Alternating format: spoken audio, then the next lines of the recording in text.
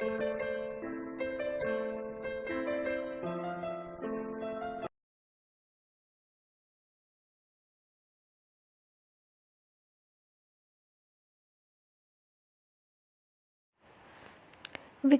तुम्हारी छोटी बहन ने आज फिर मेरा मजाक उड़ाया। आयशा ने अपनी नम आंखों के साथ बिस्तर पर बैठते हुए कहा।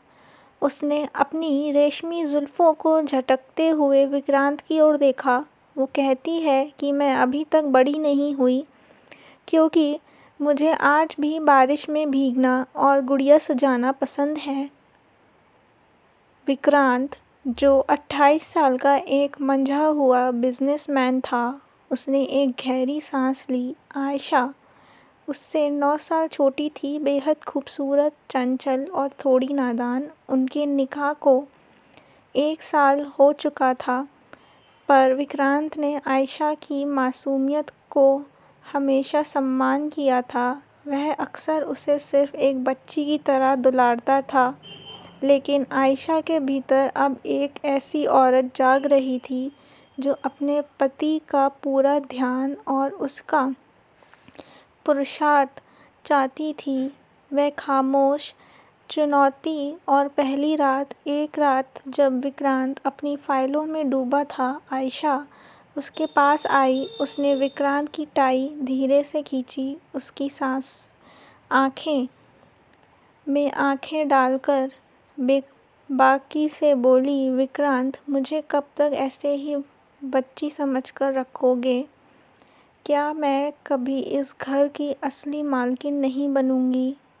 मुझे भी अपनी गोद में वो नन्ही खुशियाँ चाहिए जो पड़ोस के आंगन में खेलती हैं।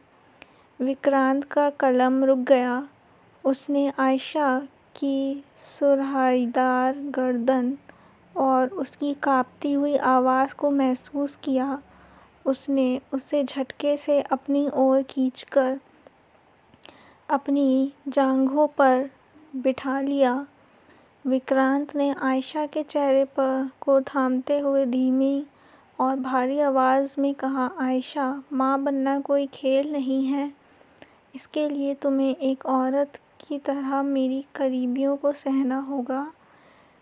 इसमें वो जुनून और वो दर्द होगा जो शायद तुमने अब तक नहीं देखा। तुम तैयार हो? आयशा ने अपनी पलकें झुका लीं और मदहोशी में धीरे से हाँ कहा। विक्रांत उठा और अलमारी से एक गहरे रंग का बेहद बोल्ड और पारदर्शी नाइटवियर निकाला। जाओ, इसे पहन कर आओ। आज की रात तुम्हारा तोहफा ज़रूर मिलेगा। जब आयशा उस लिबास में बाहर निकली तो कमरे का तापमान जैसे बढ़ गया। विक्रांत की मर्दानगी उसकी खूबसूरती के आगे हार गई और उस रात उनके बीच के सारे फासले जलकर राख हो गए। जुनून का नया दौर। 7 साल बाद वक्त बदला और अब घर में 2 जुड़वा बेटों, अयान और कबीर की आवाज़ें गूंजती थीं। आयशा अब नादान बच्ची नहीं, बल्कि एक बेहद आकर्षक और समझदार महिला बन चुकी थी, लेकिन विक्रांत के लिए उसकी चाहत आज भी उतनी ही तीखी थी। एक रात जब बच्चे सो गए, विक्रांत ने कमरे को गुलाब की पंखुड़ियों और मोमबत्तियों से सजाया। आयशा जैसे ही कमरे में आई, विक्रांत ने उसे पीछे से बाहों में भर लिया। उसके गर्म होठ आयशा के कानों के पास पहुँचे। आज कोई बच्चा बीच में नहीं आएगा।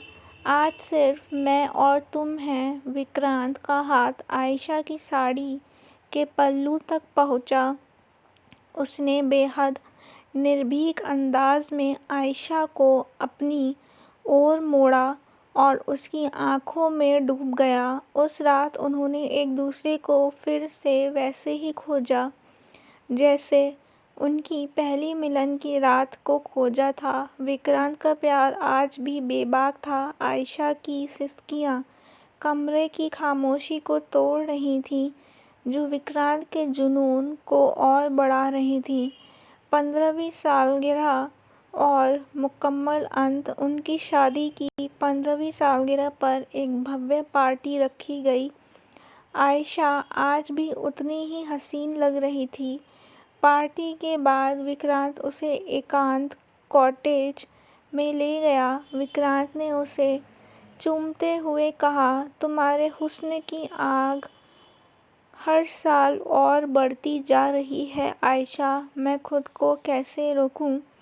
आयशा ने उसके सीने पर सिर रखकर कहा, आप कभी नहीं बदलेंगे। अगली सुबह जब सूरज की पहली किरण खिड़की से आई, आयशा ने खुद को विक्रांत के मजबूत सीने से चिपका हुआ पाया। उसने एहसास हुआ कि हर औरत के जीवन में एक ऐसा मोड़ आता है जब वह अपनी नादानी को पीछे छोड़कर एक मुकम्मल औरत बनती है, और वह मोड़ केवल उसके हमसफ़र के बेपनाह और बेबाक प्यार से ही मुमकिन होता है।